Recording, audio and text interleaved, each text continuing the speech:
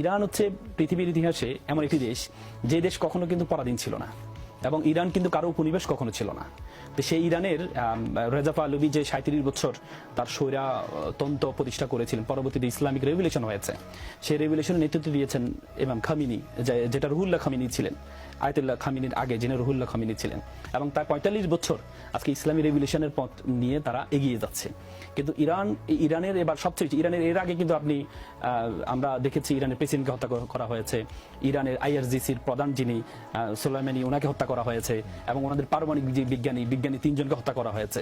Iran কিন্তু এভাবে তাদের প্রতিবাদ দেখাননি এর আগে, কিন্তু এবার যাদেরকে দেখিয়েছিলেন যতটুকু দেখিয়েছেন এবারেরটা আমরা ভিন্ন ইরানকে দেখতে পাচ্ছি।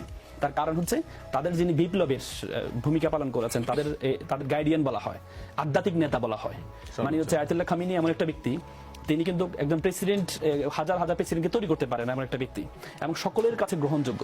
ট্রাম্প চেয়েছিল এবং ইসরায়েল চেয়েছিল, নেতানিয়াহু চেয়েছিল যে আয়াতুল্লাহ খামিনিকে মেরে ফেললে, আপনি জানেন ইরানে কিছুদিন রাজনীতি বিক্ষোভ হয়েছে, প্রেসিডেন্টকে সরানোর জন্য একটা বিক্ষোভ হয়েছে।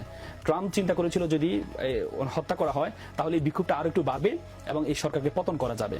কিন্তু আপনি কি দেখেছেন, ইরানে কিন্তু সবাই ঐক্যবদ্ধ হয়ে গিয়েছে।